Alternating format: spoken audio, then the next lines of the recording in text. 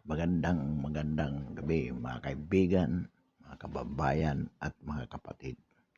Dito pa rin po tayo sa napakainit na isyu ng UP. Sa atin pong paniniwala, dapat po turuan ang UP community na matuto po silang sumunod sa batas. UP could not be defiant of the law. Yung mga estudyante, mga militante, mga UP administrations, UP faculty, it is time to teach them a lesson. Dapat po pasukin ang UP ng military. Hindi po dapat hayaan sila sa ganyang kanilang paninindigan. Nang tingin po nila ay hindi na sila pwedeng pakialaman ng gobyerno. Dapat po binubuwag ng military ang kanilang barikada. At yung mga tumututol po dyan, dapat hulihin na. Pag hinayaan po natin ito, at dito po lalabas na panalo sila, gagayahin po ito ng ibang mga universidad at kolehiyo. At dito po makikita ang kahinaan ng pamahalaan laban sa mga komunistang CPP, NPA, NDF. Lalahanin po natin na kaya po inabrogate, terminate ang UP-DND Accord sapagkat inuulit po natin at mayroon po tayong konkretong basihan dyan na itong mga eskwelahan na ito, universidad na ito ay naging pugad o nagiging pugad ng mga teroristang CPP, NPA, NDF. Kung hindi po yan mapapasok ng military at pulis dahil sa pagbabarikada ng administrasyon ng UP, ng faculty at ng estudyante, gagayahin po yan sa lahat ng mga schools and universities. At lalakas po ang base ng CPP, NPA, NDF. This is the time to show the political will of the government. Wala pong dapat humarang, makahadlang sa ating military at sa ating pulis na pasukin ang UP campus na yan at ang ibang mga campuses para maturuan po ng tamang disiplina ang administrasyon ng UP, faculty at ang mga estudyante. Sapagkat kung ganyan po ang kanilang paninindigan na hindi sila sumusunod sa ating gobyerno, hindi sila nakikipag-cooperate sa pamahalaan sapagkat ang tingin nila may sarili silang mundo, may sarili silang gobyerno, that cannot be allowed. Yan po ay pag-tolerance for them to defy the government. So nananawagan po tayo sa pamahalaan kay Pangulong Duterte na kanya na pong ipag-utos na buwagin po sa lalong madaling panahon ang barikada dyan para makapasok po ang military at pulis. Alalahanin po natin, hindi po lahat ng UP faculty, UP administrations at UP students ay ayon sa iilan na mga makakaliwa na yan. Iilan lang po yan sa UP population.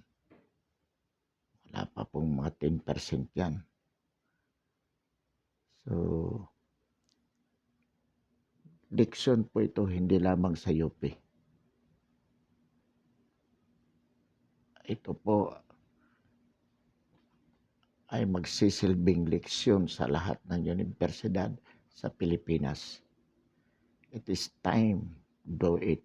Naniniwala po tayo na kailangan na pong gawin yan. Hindi po dapat patagalin yan sapagkat magiging pandemic po yan. Susundan yan ng maraming mga universidad. Showcase po yang nangyayari ngayon sa UP. Kapag bumigay po ang gobyerno dyan, ang mga sundalo, lalo pong magmamalaki ang mga makakaliwang grupo. Ngayon, marami pong senador at congressman na nagpapail ng bill. Sige, tingnan po natin kung makakapasa yan. Pero naniniwala po tayo na marami pa rin mga mambabatas, lalo na sa mababang kapulungan,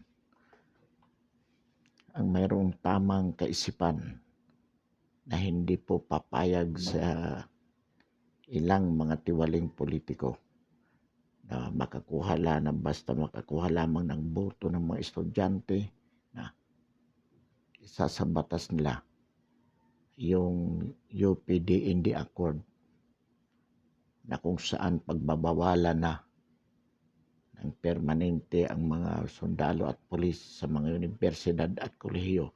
Yan po ay balinto ng kaisipan. Kalokohan po yan. Inuulit po natin, walang kinalaman po dyan ang academic freedom na sinasabi nilang kanilang ipinaglalaban. Kaya ayaw nilang papasukin ang makasundaluhan at kapulisan sa kanilang universidad. Wala pong koneksyon yan, maliwanag po.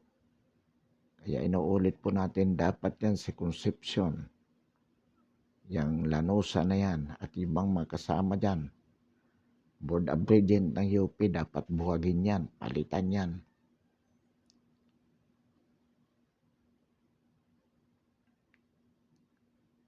Tanggalin yung pamunuan na yan ngayon. Nagpapakita lamang yan na itong mga kasalukuyang pamunuan ng UP ay mga sympathetic sa makakaliwang grupo. So nananawagan po tayo kay Secretary Lorenzana, panindigan yung kanyang ginawa, pasukin, bigyan ng warning ang UP na buwagin yung kanilang barikada in 24 hours para makapasok ang pulis at military dyan. Pag hindi nila binuwag, pag hindi do not voluntarily do it, buwagin ang military yan, bombay ng mga bombero yan. It is time. Pinatatagal po yan, lalo lamang yan na ma-advertise lang nila sa buong mundo para lang kumuha ng simpatiya. Kalokohan po yan. Hindi tama na ipinakikita ng isang universidad, lalo na ang UP, number 1 university in the Philippines, government university as that, na ito mismo ang nagbabawal sa government forces to enter that vicinity. Saan ka po nakakita niyan?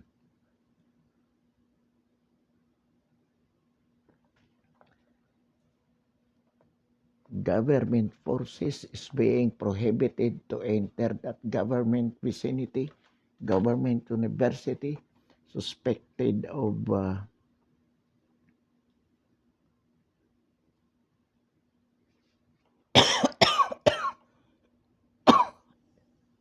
suspected of cuddling CPP, NP, NDF, war terrorist. Katarantaduhan po yan. this time, nananawagan po tayo sa military authorities at Malacanang na ipag-utos na po yung pagpasok ng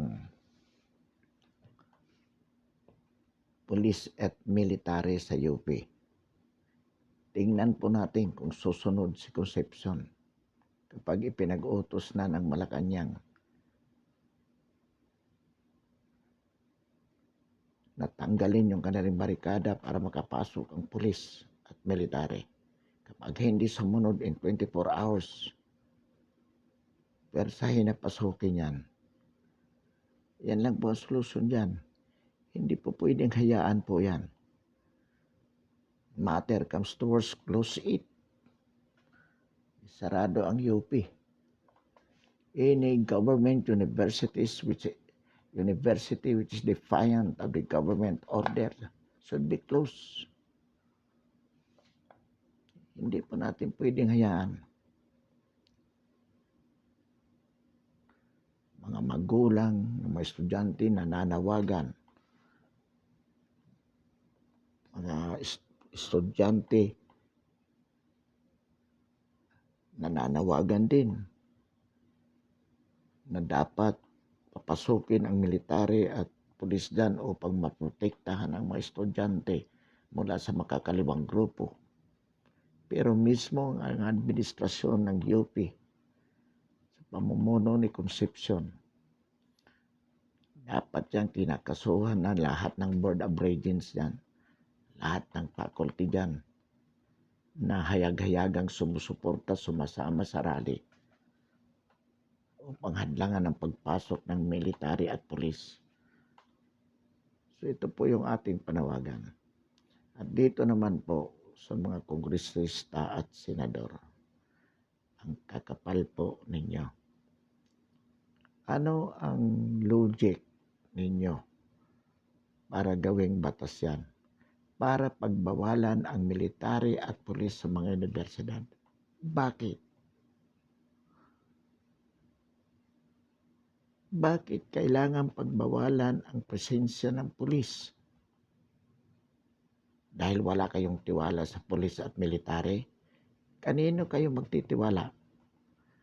Sa mga NPA?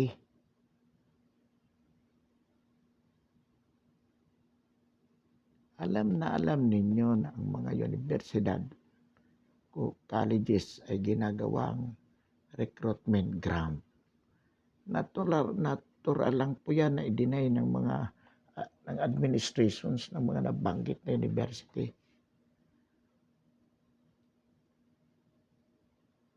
Pero it is a fact na maraming estudyante na nare-recruit mula sa iba't ibang universidad. At ito ang gusto nating pigilan. Pinipigilan natin magpalakas ang CPP, NPA, NDF sa pamamagitan ng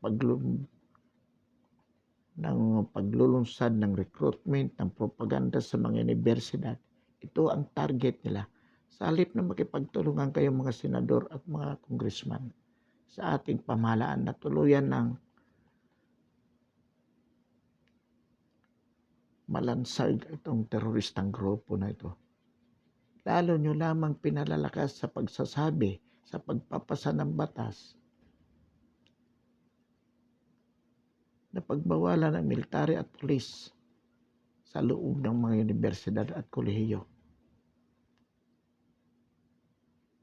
Sinasabi nyo na ang kanilang presensya sa loob ng universidad ay magiging dahilan ng curtailment of academic freedom. Kalokohan po. Ano ba ang scope ng academic freedom? Academic freedom has something to do with academic pursuit. Ano ang kaugnayan ng national security? Hindi ba lalong maprotektahan natin ang mga university community sa academic community kung may security forces tayo sa loob ng kanilang vicinity? kaysa doon sa wala, at ang nakakagala lamang doon ay mga komunista, mga teroristang CPP, NPA. Simple logic lang yan. Ang problema lang sa inyo, mga kongresistang mga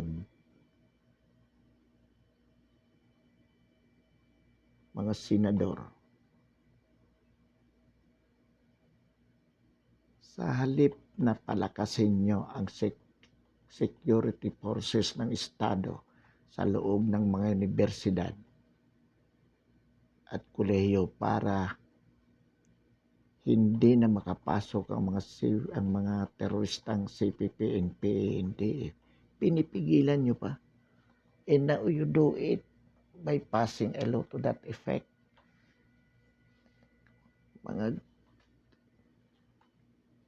Hindi kayo marunong mag-isip. Hindi kayo marunong mag-isip.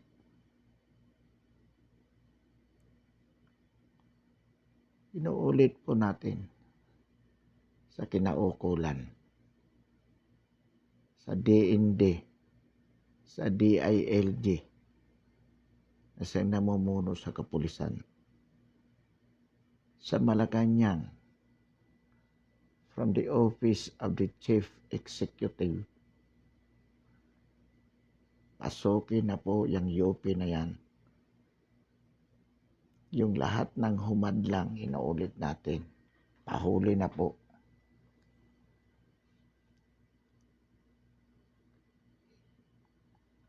Ano bang katatakutan natin? Na magsisimula sila ng rebellion? At this time, the masses, the majority of the Filipino people is behind the president. We support the action of the DND. We support the action of the president to end this CPP, NPA, NDF.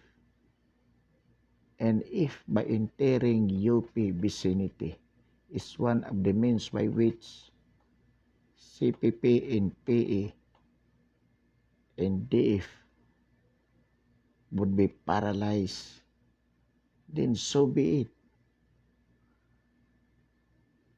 Pag-utos po yan ng Anti-Terrorism Council. Anyway, yung actuation ng mga UP administration, faculty, and students in opposing the entry of the military and police elements within the vicinity of the UP is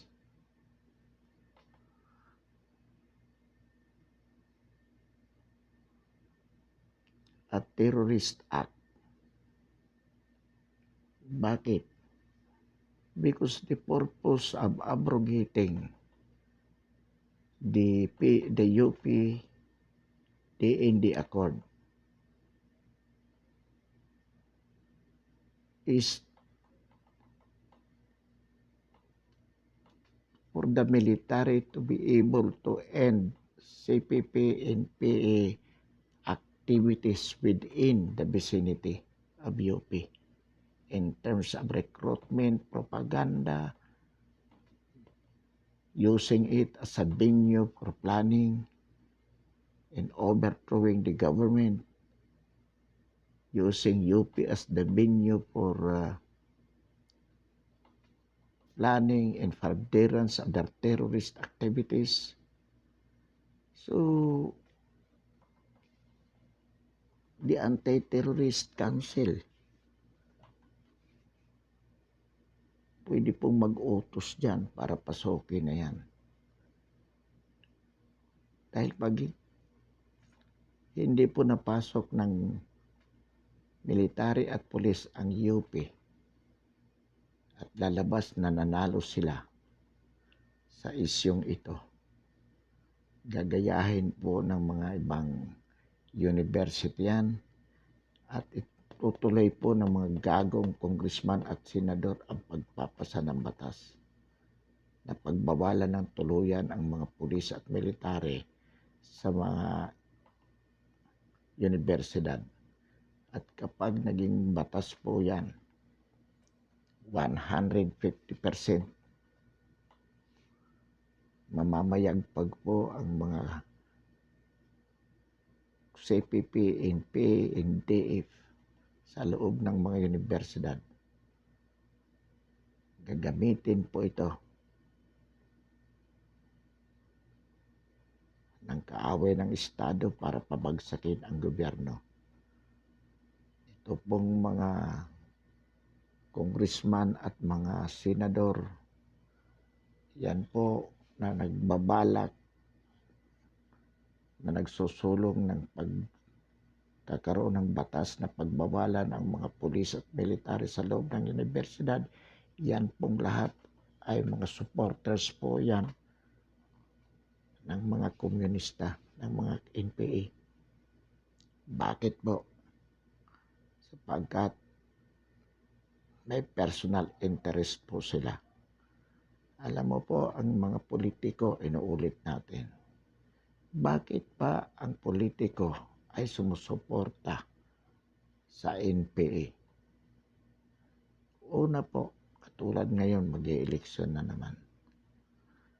Ang mga NPA po dyan, ito po ay sindikato. So, kapag nakita ka po ng mga NPA na yan, na ikaw ay kalaban during the campaign, ihaharas po. Harasin nila ang mga kandidato na yan. Tatanggalin mga campaign materials, tatakutin ang mga campaigners mo doon sa mga area na kontrolado nila. Kung mayroon pa silang kontrolado, pero ang totoo, wala naman talaga silang kontroladong area.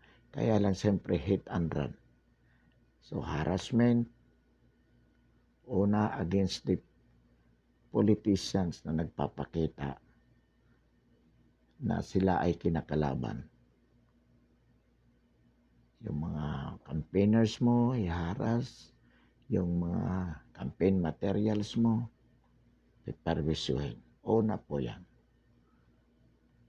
So kung ikaw ay politiko na corrupt, gusto mo lang manalo by all means, wala kang pakialam, papasok ka sa alyansa sa kanila. Hindi mo sila gagalawin o hindi mo sila kakalabanin publicly. Ipakikita mo indirectly yung suporta mo sa kanila in whatever way.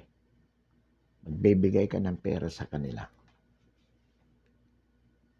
Tapos publicly ipakikita mo sa pamamagitan ng batas na isusulong na pabor sa kanila.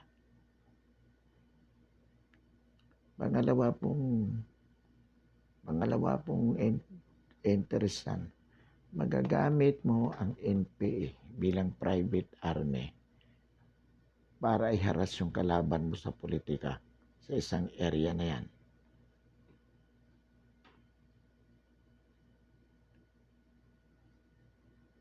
At pag nakaupo ka na, gagamitin mo ang posisyon mo para gawin ang lahat ng gusto nila.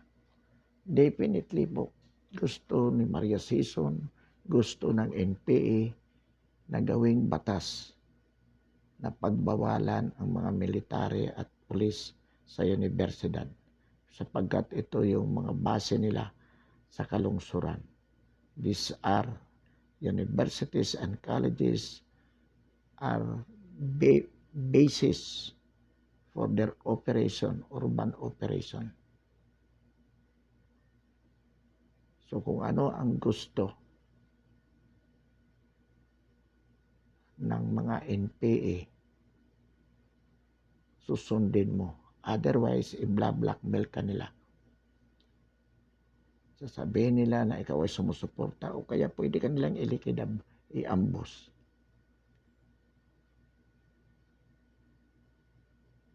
So ito po, tingnan po natin.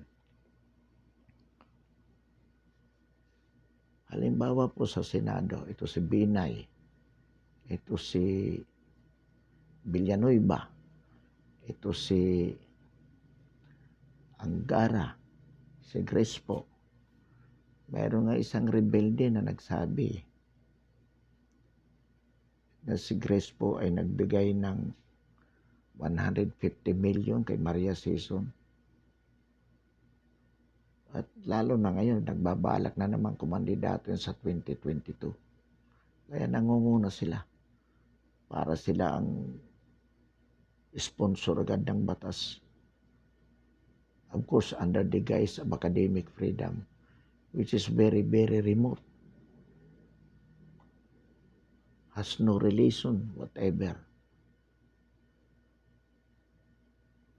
to the national security aspect. So, ang UP issue ngayon, dapat po matapos yan. It has to be resolved in favor of the military and police in terms of successfully entering the UP vicinity. Hindi lang po yan. Ang implication po dito is at stake. Kasi po kapag hindi napasok ng military ang UP at ang mga ibang universidad, hindi napasok ng military at police. Dahil humaharang ang administration, ang estudyante at ang faculty. That would be a precedent. All other universities and colleges ay hindi na po mapapasok. So, ang sinasabi po natin dito, kailangan na po pasukin yan sa lalong madaling panahon. Dapat po utusan si Concepcion na alisin ang barikada. Pag hindi nila sinunod yan, persahin pasukin at arestuhin si Concepcion at yung kanyang mga kasama. Kasuhan po ng sedition.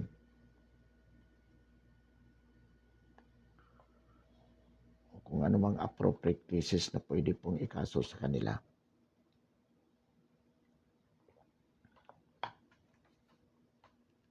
Dapat po yan, inuulit po natin.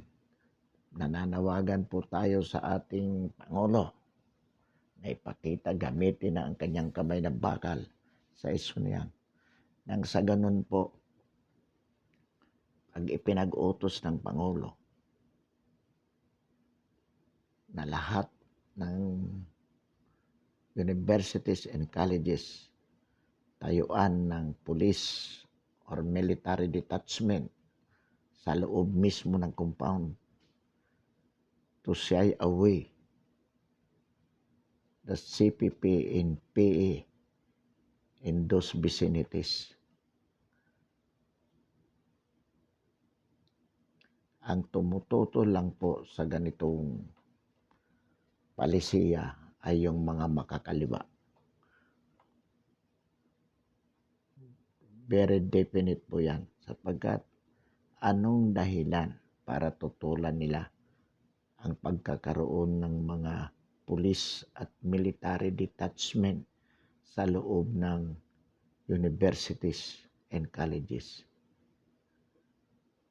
Bakit tututulan nila kung wala silang illegal na ginagawa?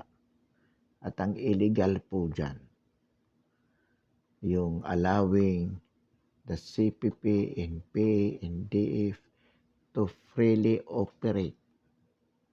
Yan po ang mga illegal dyan. Naniniwala naman tayong wala pang sabo dyan. If there's something illegal, that is in relation to CPP, NPA, NDF. Pagpaplano, pagpropaganda, pagre-recruit, dyan po ginagawa. Yan po ang mga illegal activities nila. So, panahon na po ngayon, kung talagang hindi ito mapipigilan, hindi sarado po. If the government ordered the closure, because of their illegal activities. Wala makakapigil po dyan. Di pumunta sila sa korte. Let the court decide. But for the moment, the government has to implement its order of having it controlled by the military and police, or by alternative to close until order by the court if they will be going to court. So tayo po pansamantala ay atin po itong papaalam po muna tayo pansamantala. Pero hindi po natin iiwanan ang isyong ito sapagkat napakahalaga po ito. Isa po ito sa pinakamalapit na issue sa atin sapagkat may kinalaman po ito sa seguridad ng akademya. Marami pong salamat at magandang gabi.